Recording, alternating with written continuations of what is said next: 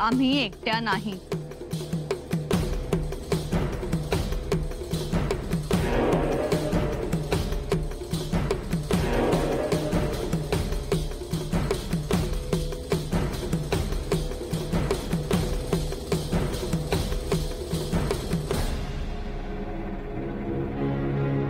कैद करण्यासाठी आलोय आम्ही. कैद करावी लागेल आम्हाला. कैद कुणात आहे एवढी हिम्मत? एकात हिम्मत आहे आणि हिम्मत शिगोशिग भरलेली आहे. कुणात? सरनौबत हंबीरराव मोहिते यांच्या.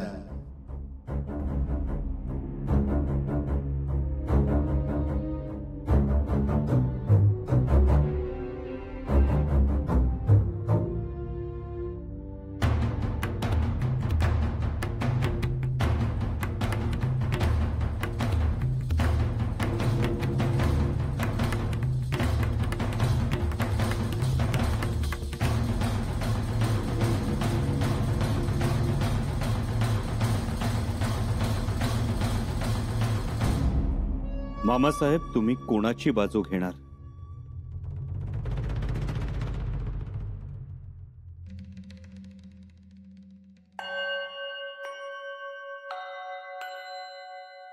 जय महाचंडी. युवराज, पायदळाचे सरसेनानी यसाजी कंकांचा खलिता आलाय. त्यांच्याही निष्ठा आपल्या पायाशी आहेत. देखिए युवराज, आप अकेले नहीं हो. आप अकेले नहीं हो युवराज.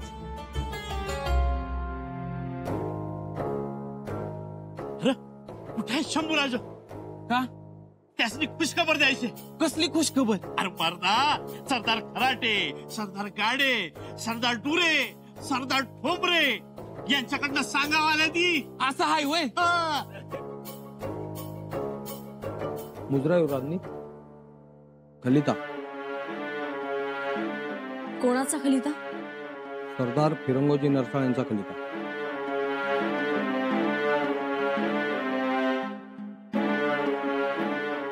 या तुम्ही.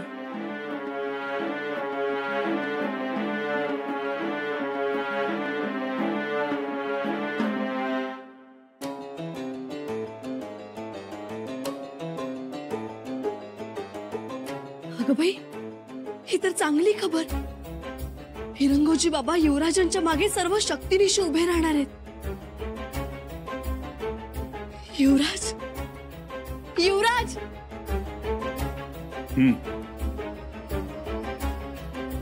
या क्षणी नियतीनं आमच्याकडे पाठ फिरवली तरी सरदार फिरंगोजी बाबा, सरदार कंक, जेधे, बांदल, पायगुडे, कोंडे यांनी आमच्याकडे पाठ फिरवली नाही. पण आता पण कशाला युवराज? सगळ्यांनाच तुम्ही हवे आहात. सगळ्यांचा पाठिंबा तुम्हालाच. युवराजने या सगळ्यांचा पाठिंबा एका पारड्यात आणि सरनौबत हंबीरराव मोहित्यांचा पाठिंबा दुसऱ्या पारड्यात. म्हणजे हंबीर मामांच्या पाठिंब्याचं मूल तुळशीच्या पानासारखं. श्रीकृष्णाच्या सुवर्ण तुलेच्या वेळी द्वारकेतलं सगळं सोनं एका पारड्यात टाकूनही श्रीकृष्णाचं पारडं काही वर जाईना. तेव्हा रुक्मिणीनं तुळशीचं एक पान दुसऱ्या पारड्यात टाकलं आणि श्रीकृष्णाचं पारडं वर केलं. हे मूल तुळशीच्या पानाचं. आणि आता तेच मूल हंबीर मामांच्या तलवारीच्या पानाला. ते पान पारड्यात पडणं सगळ्यात महत्वाचं. या शंभूच्या सत्वाचं मूल तेच पान करेल. आणि म्हणूनच आम्हाला हंबीर मामांचा कौल आमच्या बाजूने हवा.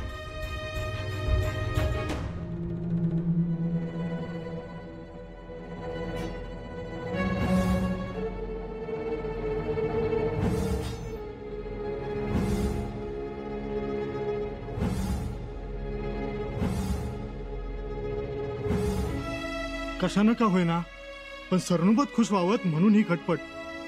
एरवी मनापासून दाद देणारं सरनोपत आज लय गपगप आहे. सरकार कशी वाटली तलवारीची अदाकारी? फिरवली ना चक्रगतीनं. अरे तलवार काय कोण बी फिरवल. महाराजांचं मावळं व्हायचं असल तर निष्ठा स्थिर पाहिजे आणि मग तलवार फिरवायची तर गंमत आहे गड्या. नाहीतर आला काय गेला काय हे सब बराबर आहे. सरकार आमची निष्ठा थिरच आहे, तुम्ही कवा बी तपासा. हेच पाहिजे, हेच पाहिजे गड्या. गादीशी इमान राखा, गादीशी इमान राखा. अरे महाराज गेलं तरी आपल्यासाठी त्यांची गादी आहे. त्या गादीशी निष्ठा व्हा, मग बघा काय बी कमी पडणार नाही. अहो महाराजांसाठी आम्ही गर्दन बी उतरून देऊ. खाशाबा लाखातलं बोललास. अरे कोण म्हणतंय महाराज गेलत म्हणून? महाराज आपल्यात आहेत, महाराज आपल्या मनात आहेत, आपल्या विचारात आहेत, महाराज या मातीत आहेत. वय सरकार पटतय. अरे गाय वासराच्या खाट्या घोंगरात, पाखरांच्या चिवचिवाटात, जात्यावरच्या ओव्यात, घोड्यांच्या उरपुटी दौडीत महाराज दिसतेत मला.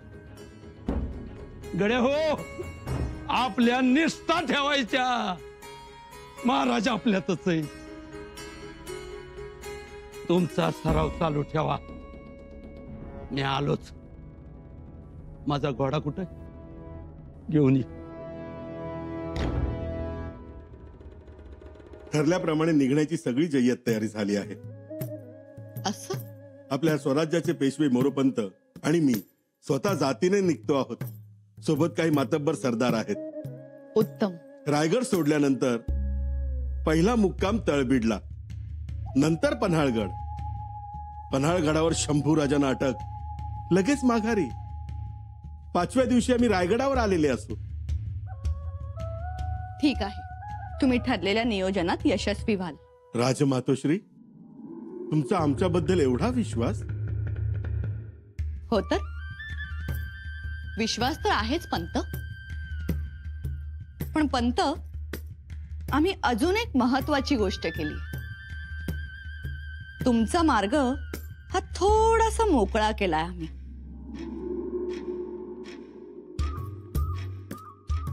म्हणजे? आमच्या खाजगीतून आम्ही एक पत्र पाठवलंय तळबीडला. हंबीररावांना? नाही, वहिनी साहेबांना. म्हटलं त्यांना ख्याली खुशाली विचारावी आणि 2 शब्द लिहावेत रायगडाच्या परिस्थितीचे. पण त्याने काय होईल? पंत, हा बाळराजेंच्या आयुष्यातला निर्णायक क्षण आणि यात दादासाहेबांची भूमिका सर्वात महत्वाची. ते हो म्हणतील, नाही म्हणतील, अष्टप्रधानांचा दबाव एक वेळ झुगारतील. ते खरंच, पण माणूस बाहेरच्यांचा दबाव एक वेळ झुगारतो, पण घरच्यांच्या दबावासमोर झुकतो. मग तो कितीही कणखर का असेना, त्याला पत्नी समोर माघार घ्यावीच लागते. हंबीरराव माघार घेतील कुटुंबासमोर? घेतील न घेतील, पण आम्ही मात्र एक कोपरा खणलाय. तुम्हाला गोष्टी सोप्या पडाव्यात म्हणून. आम्हाला काळजी आहे ती मामासाहेबांची. मतलब इतर लोक मामासाहेबांसमोर पेच उभा करणार आणि मोकळे ढाकळे मामासाहेब त्यात फसणार. हाँ, मगर त्यासाठीच मामासाहेबांकडे खलिता पाठवला पाहिजे सर्वप्रथम. खलिता? होय, खलिता. खलिता पाठवणं गरजेचं आहे. आपली भूमिका हंबीर मामांसमोर स्पष्ट असायला हवी. लिहा पत्र. जी.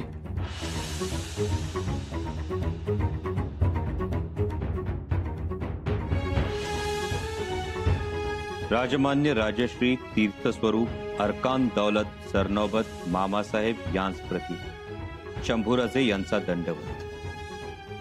मामासाहेब जे घडलं ते आपल्या समोर आरशासारखं लख्ख आहे. छत्रपती महाराजांनी पन्हाळगडावर आम्हाला जे काही सांगितलं त्याचे आपण साक्षीदार आहात. सध्या आम्ही पोरके झालो आहोत. तुमचं काय? युवराज, आपल्या मनात सरनोबतांविषयी संशय आहे का? संशय मुळीच नाही कविराज, पण स्पष्टता सुद्धा नाही. म्हणजे कविराज, आबासाहेबांच्या महानिर्वाणानंतर आम्हाला सांत्वनाचे एवढे खलिते आले, पण मामासाहेबांनी खलिता पाठवला नाही की साधी चौकशी सुद्धा केली नाही. युवराज, मामासाहेबांबद्दल असा विचार करणं म्हणजे त्यांच्यावर अविश्वास दाखवल्यासारखं होईल.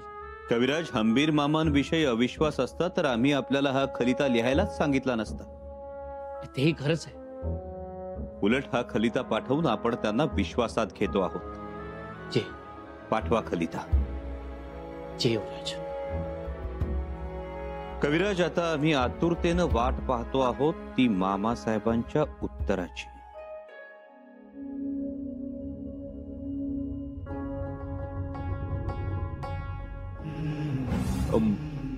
अंबुबायांना बोलावून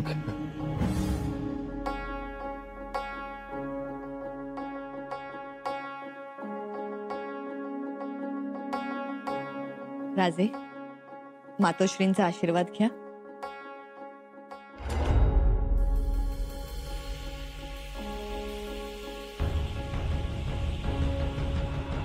बाळराजेंचं मंचकारोहण झालंय धाकट्याबाई साहेब.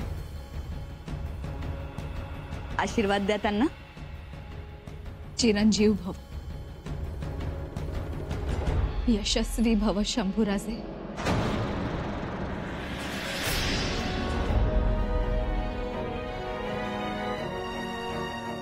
राजे, तुम्ही महाली जाऊन विश्रांती घ्या. आम्ही आलोच. जी मातोश्री, आज्ञा.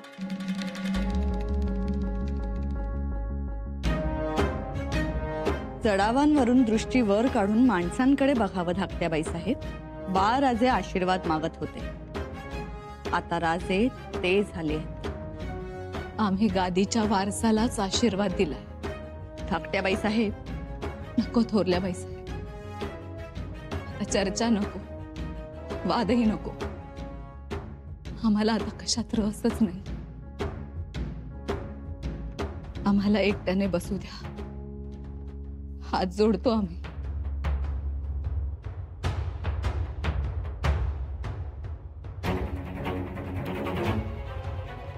ठीक आहे.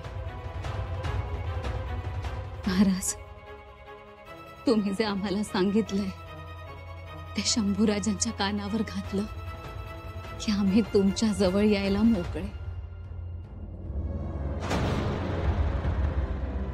काय म्हणालात? महाराज काय म्हणाले होते जाते समय? धाकट्याबाई साहेब, कोड्यात काय बोलताय तुम्ही? शंभूराजांना कळवलंय ना केव्हा येणार आहेत ते. काय बोलावं तुम्हाला धाकट्याबाई साहेब? आम्हाला कोणी काहीही बोललं तरी त्याला उत्तर नसेल. शंभूराजे येईपर्यंत आम्हाला दिसत असूनही आम्ही आंधळे आहोत. वाचा असूनही आम्ही मुक्या आहोत. आणि ऐकू येत असूनही आम्ही बहिरे आहोत. फक्त शंभूराजे येईपर्यंत.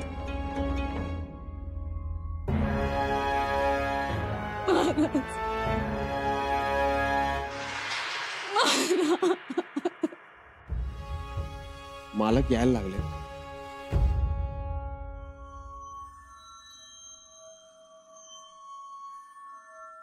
अगं बाई, आज लवकर येणं झालं तळावरून?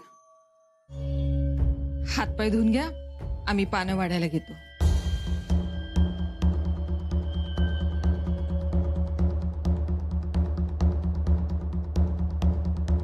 मुद्रा सरनोबत पन्हाळगडावरून युवराजांचा खलिता घेऊन आलोय. असं आणा भाऊ.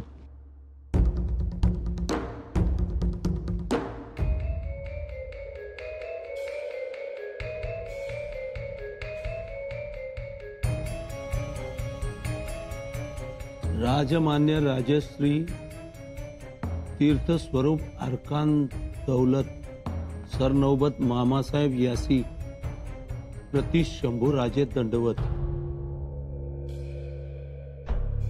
मामासाहेब, जे काही घडले ते तुमच्या समोर आरशासारखं लख उभं आहे.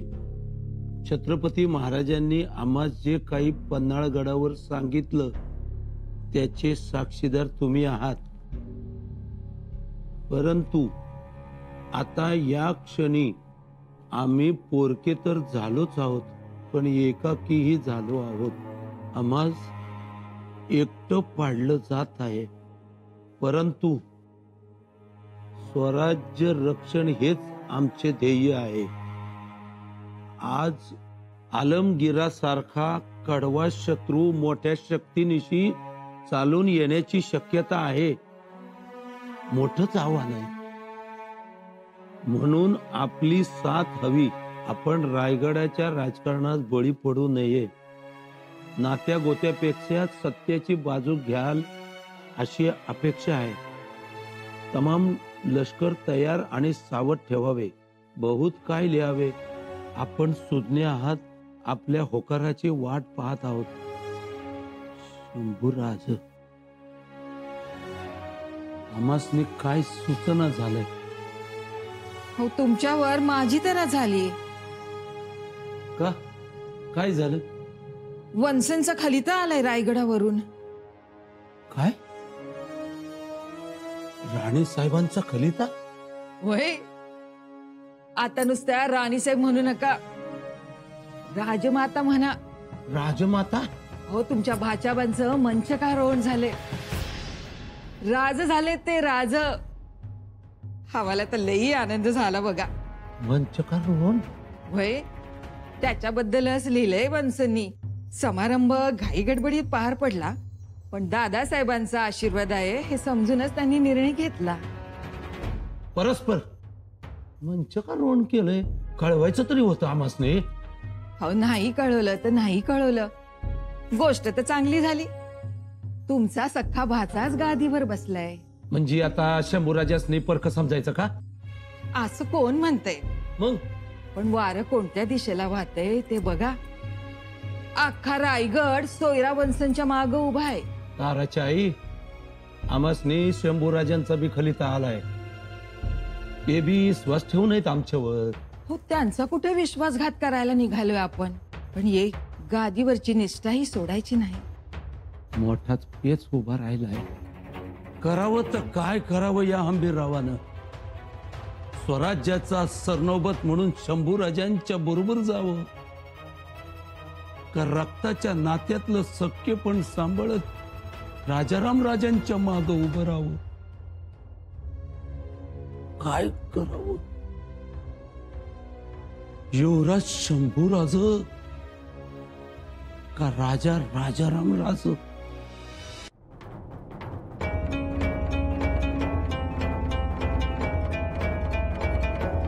आनंदजी पंतांना बोलावून घ्या. जी. असं काय सांगितलं असेल महाराजांनी धाकट्याबाई साहेबांना जे आम्हाला सांगितलं नाही, जे त्यांनाच सांगितलं? आणि धाकट्याबाई साहेबांना ते शंभूराजेंना सांगायचं आहे. आमच्या शंभूराजेंनी आपल्या स्वराज्यासाठी खूप सोसलंय. त्यांचा खूप मोठा वाटा आहे स्वराज्यात. म्हणजे आपण महाराजांच्या इच्छेविरुद्ध निर्णय घेत नाही आहोत ना? शिवाय बाळराजेंना गादीवर बसवू नका असं कुठेही स्पष्ट म्हणाले नाहीत ते. हो, नाही म्हणाले.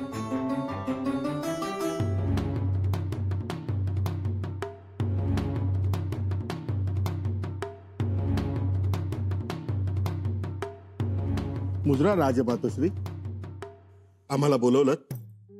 होय, आज्ञा करावी. आम्ही काय म्हणतो, हा, फेरविचार करावा का अटकेचा? नाही, आता बाण सुटलाय, आता माघार नाही. जे सरदार आपल्या बाजूने आलेत ते या धरसोड वृत्तीने आपल्यालाच सोडते. कारण विश्वास डळमळीत होईल. बरोबर. कशाला दाखवायचा चांगुलपणा? गरज काय? आपण काही चुकीचं करतोय असं नाही. रायगडावर बाळराजे आणि दक्षिणेकडे शंभूराजे समसमान. तरीही आम्हाला राहून राहून वाटतंय आम्ही काही चुकीचं तर करत नाही आहोत ना. ती तुमची आईची माया जी ठीक, म्हणजे पदरानं तोंड पुसणं, भरवणं, काळजी घेणं हे योग्यच. पण राजकारणात ह्या गोष्टी सिंहासनाच्या खाली पुरायच्या असतात. शिवाय महाराजांनी तरी कुठे दिला होता थारा सुपे जहागीर जप्त करताना? आणि राजमातोश्री आपले पिताश्री यांना दिवाळीचं पोस्ट मागायला गेले आणि कैद नव्हती का केली? काढण्या घातल्या होत्या ना. तर महाराज काय दयामाया दाखवणारे होते का? शिवाय सकवारबाईंचे भाऊ सेकोजी दादासाहेब डोळे काढले होते ना. महाराज जहाल होते म्हणून तर आता स्वराज्य अबाधित राहिलंय. आपण जर मऊ राहिलो तर लोक वाड्यातील माती कोपरानं खणतात आणि भिंत जमीनदोस्त करतात. मला राजमातोश्रींची काळजी नाही, पण बाळराजे त्यांनी कोणाच्या वळचणीला जाऊन उभं राहावं? अरे सोमा, राजमातोश्रींची काळजी कशी नाही? त्यांच्याबद्दलच्या अफवा, विष घातल्याची शंभूराजांपर्यंत पोहोचली नसेल. खरंच? मग बघू, आली आहे ना शंका मनात. धीर धरू आपण, थांबू. चला. अनाजी पंत, आम्ही आदेश देत आहोत, शंभूराजेंना रायगडावर घेऊन यावं.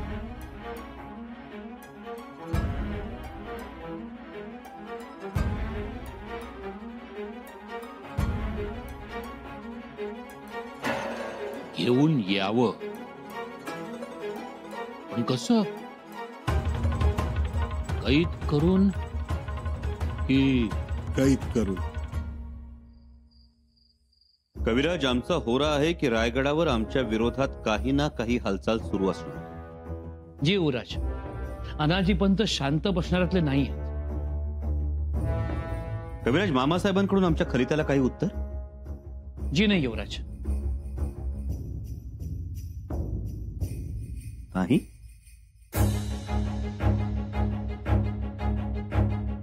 कविराज, एव्हाना उत्तर यायला हवं होतं.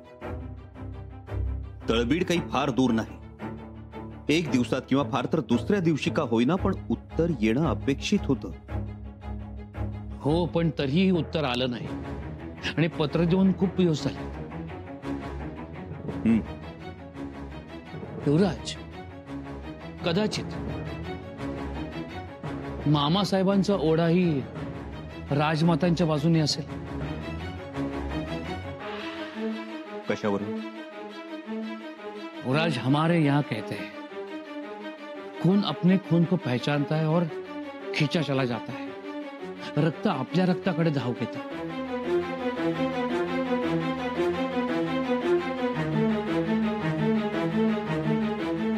कविराज, आता बांध फुटलाय, त्यामुळे कोण कुठं धावेल काही सांगता येत नाही. जोपर्यंत आबासाहेब होते ना, तोपर्यंत या नाते संबंधाला काही किंमत नव्हती. रक्त संबंध होता, पण तो फक्त तलवारीशी. पण आबासाहेब गेले आणि परिस्थिती बदलली. बिलकुल. आणि अशात मामासाहेबांनी सख्खेपणा कवटाळला तर ते अनाजी पंतांच्या पक्षात जाऊन मिळतील. नाही का विराज? मामासाहेब जाणकार आहेत, धुरंधर आहेत. ते रक्ता मांसावर सख्खेपणावर राजकारण खेळतील असं वाटत नाही आम्हाला. हो युवराज, पण मग पत्राचं उत्तर द्यायला एवढा समय का? त्यांचं उत्तर येवाना यायला हवं होतं. निदान ते भेटायला यायला हवे होते.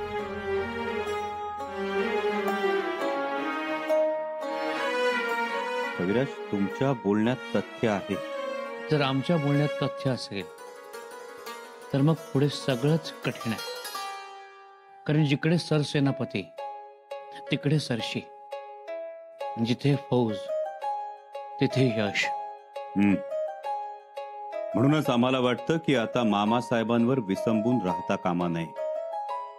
मग कविराज, आबासाहेब आजारी पडले त्यावेळी आमच्या हातावर जखम झाली होती, भरली सुद्धा.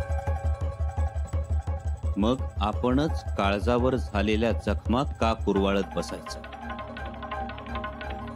आता आपण आपल्या हालचालींना वेग देऊ. आपले म्हणून जे सरदार आहेत सगळ्यांना खलिता धडा.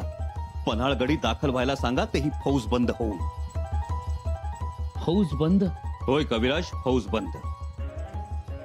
त्या निमित्तानं आपले कोण परके कोण हे आपल्याला सुद्धा समजेल. युवराज, आपल्या मनात नेमकं आहे तरी काय? एवढ्या मोठ्या संख्येनं फौज कशा करतात? कळेल, वेळ आल्यावर तेही कळेल.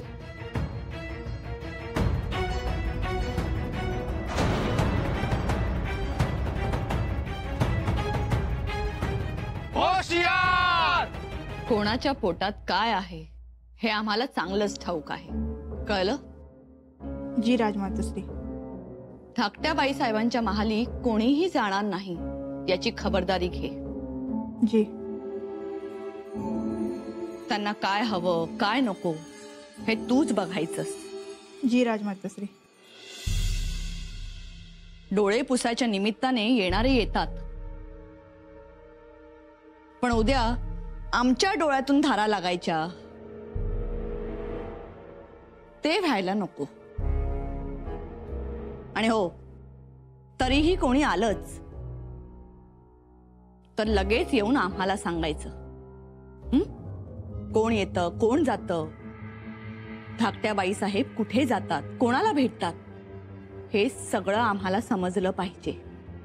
म्हणजे तुम्ही नजर ठेवणार धाकट्या मातोश्रींवर?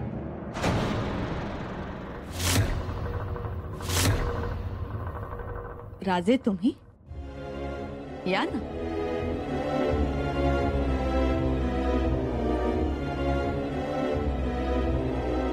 धाकट्या मातोश्रींवर नजर ठेवणार? हो, पण नजर नाही, लक्ष ठेवणार आहोत. लक्ष ठेवणार का? लक्ष काळजीपोटी ठेवलं जातं राजे. आज धाकट्या बाईसाहेबांचं चित्त थाऱ्यावर नाही, त्या भ्रमात राहतात. अजूनही त्या धक्क्यातून सावरलेल्या नाही, म्हणून आम्ही सूचना देत होतो. तुम्हाला काय वाटलं राजे? एक जरी वीट कोणी काढली तर दुसरी आपोआप निघते आणि मग डोळ्या देखत मनोरा ढासळतो. म्हणून काळजी घ्यायची. मातोश्री.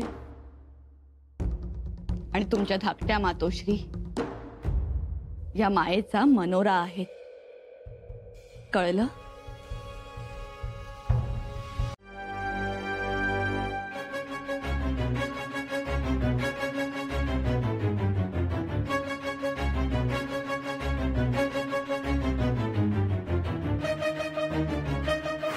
मामासाहेब, जे काही घडले ते तुमच्या समोर आरशासारखं लख उभं आहे. आपण रायगडाच्या राजकारणात बळी पडू नये. नात्या गोत्यापेक्षा सत्याची बाजू घ्याल अशी अपेक्षा आहे.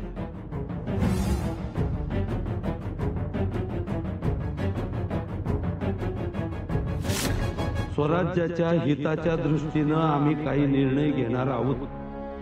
त्यासाठी तुमच्या पाठिंब्याची गरज आहे.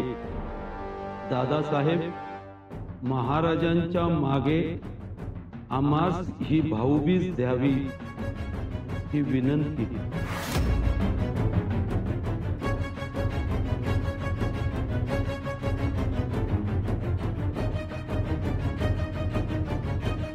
लग्नात जसे पाठीशी उभे राहाल तसेच बाळराजेंच्या आयुष्यात जेव्हा जेव्हा महत्वाचे प्रसंग येतील तेव्हा तेव्हा तुम्ही त्यांच्या पाठीशी खंबीरपणे उभे राहाल. शंभूराजांच्या हाती आपलं स्वराज्य सुखरूप सुरक्षित राहणार हे नक्की नव्हे. शंभूराजे हे स्वराज्य रक्षकच.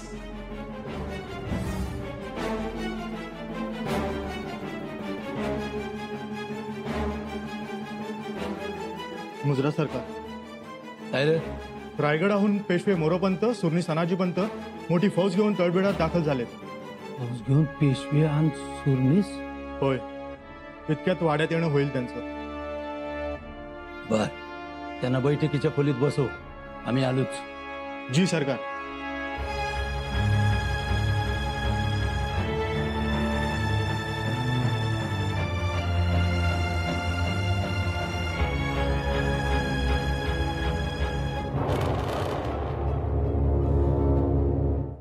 समजुतीनं घ्यावं, धोरणानं चालावं. आपल्या माग 4-5 पोरं बाळा हायती. संतोजी, राणोजी, रणसिंग, चंद्रोजी. त्यांच्या भल्याचा विचार करावा. पोरं आता तुमच्या शिनेला आली आहेत. कोणतीही गोष्ट हो नाही म्हणताना नात्याचा विचार पहिला करावा. शेवटी रक्ताची नातीच प्रसंगाला उभी राहतात. आम्हासने बी काही गोष्टी कळत्यात. आम्ही निश्चित तलवार नाही फिरवली, माणसांची बी पारख आहे आम्हासने. अरे घोड्यांच्या 72 खोड्या ओळखतोय मी. माणसातली एकच खोड कळती मला, एकच. त्यावरून तो माणूस कसा आहे ते ओळखू शकतो मी. कोणती खोड? मी, माझ, मला. गुणाला खोड म्हणू नका. माझं म्हणल्याशिवाय आजच्या जगात काय नाही. आणि आता तुम्ही जालो राजा हरिश्चंद्रच्या वाटेनं. पण आता रायगडावर देव राहिला नाही. तेव्हा मी, माझं, मला ध्यानात ठेवा. नाहीतर आयुष्यभर सोयरा वंशांच्या मुळं जाता येणार नाही. आता गप बसता का तुम्ही? आम्ही बाहेर जाताना फक्त तलवार देत चला, फुकाटचे सल्ले देत जाऊ नका.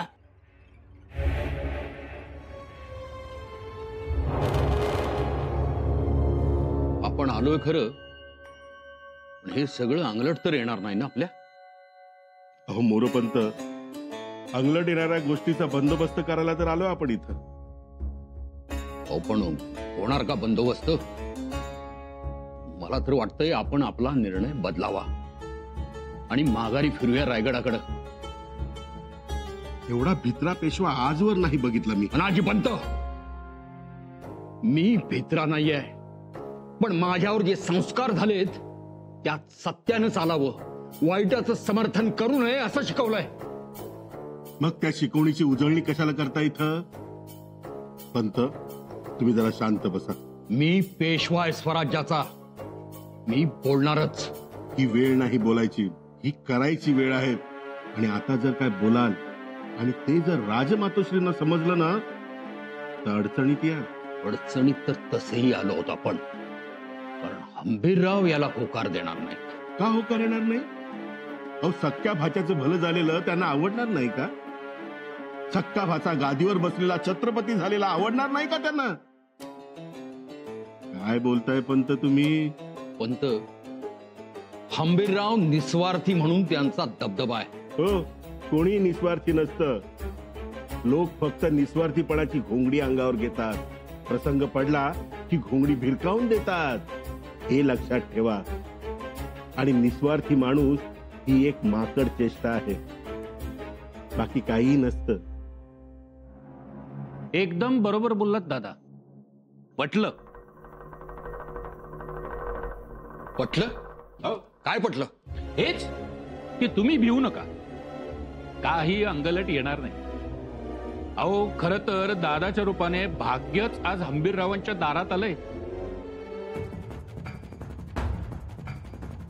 आणि भाग्योदयाची हंबीररावांना गरज आहे. म्हणजे मी वाडा फिरलो, आजूबाजूचा परिसर पाहिला. काही फार मोठा बारदाणा नाहीये हंबीररावांचा. आता सरनोबत म्हणून मी समजू शकतो, पण महाराजांचे मेहुणे म्हणून जे ऐश्वर्य पाहिजे, जी संपत्ती पाहिजे, त्याचा मागमूसही कुठे दिसत नाही. सोमाजी, आता ते वैभवात आणि ऐश्वर्यात लोळतील जर त्यांनी होकार दिला तर. आणि मला वाटतं त्यांच्याकडनं होकार येणारच. कयास बांधताना हंबीररावांचा कणखरपणा पण लक्षात असू द्या पंत. अहो, तो कणखरपणा भुसभुशीत करून ठेवलाय अगोदरच राजमातोश्रींनी. आणि तो इतका भुसभुशीत केलाय की आपल्या धोरणांचं निशाण रोवायचं, फक्त वेळ साधायची. बरोबर. बघा, अंगलट येऊ नये म्हणजे झालं.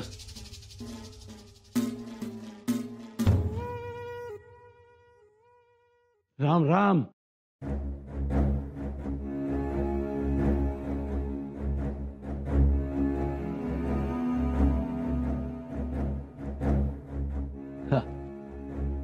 बसा बसा. असं अचानक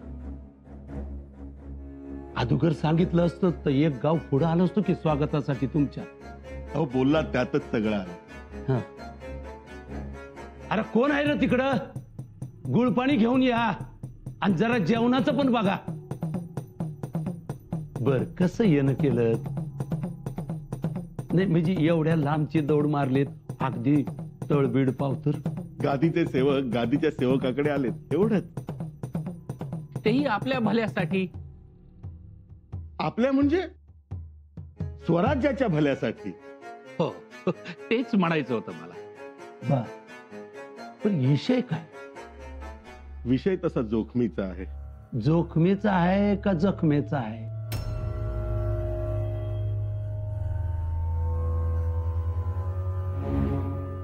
का जखम करणारी जोखीम आहे?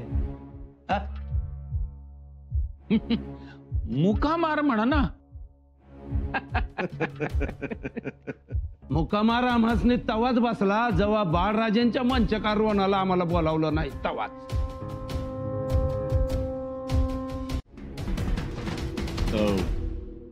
मला बाळराजांच्या मंचकार होण्यासाठी बोलवणार होतोच. मग पण राजमातोश्रींनी खलिता पाठवला होता ना, खुलासा केला होता ना. याला होता? हो, आणि गडाबाहेरील सगळी जबाबदारी तुमच्यावर टाकली होती आणि तुम्ही ती स्वीकारलीही होती.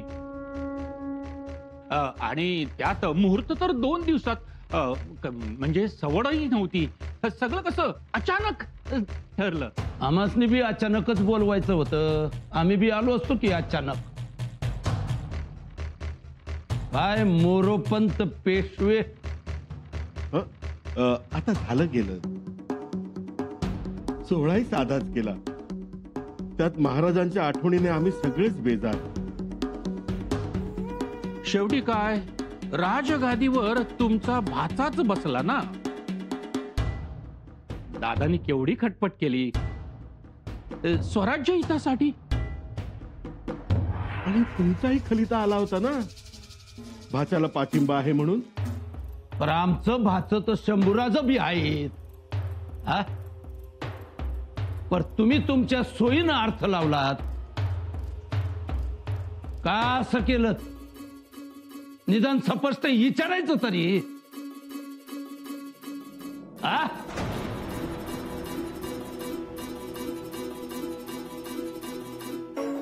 शंभूराजांचं नाव काढल्याबरोबर तुम्हाला घामच फुटला की. एरवी नसता फुटला घाम, पण तुमच्या तोंडून शंभूराजाचं नाव आलं आणि घाम फुटला. आता यात घाम फुटण्यासारखं काय? पण तुमच्यासारख्या मातब्बरांनी शंभूराजांचं नाव घेतलं की फरक पडतो. आणि आमचा दादा म्हणजे तसा हळवा आहे. ते आज त्याला हळवे पर म्या काय मातब्बर नाही हो. म्या गादीचा सेवक, साधा शिपाई. म्हणून तर मगाशी म्हटलं ना मी की गादीचे सेवक गादीच्या सेवकाकडे आलेत फरमान घेऊन. फरमान? होय, फरमान. फरमानातील आदेश पाळून गादीची सेवा करावी यासाठी आलोय आम्ही.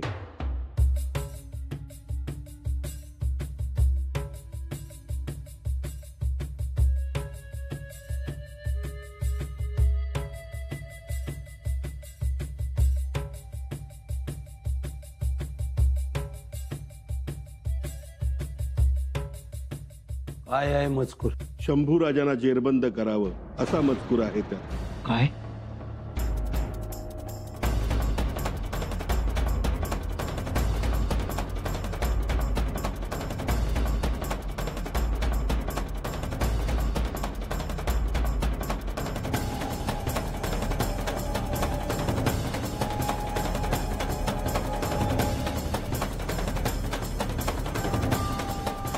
शंभू राजांशी काही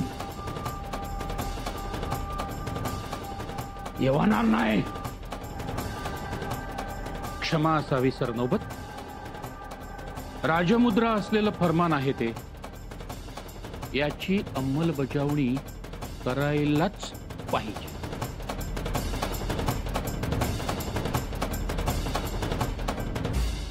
हे मला जमणार नाही. जमवावं लागेल सरनोबत. ही रायगडाच्या राजाची आज्ञा आहे. आज्ञा पाळायची की मोडायची हे तुमच्यातील गादीच्या सेवकानं ठरवण्याची गोष्ट.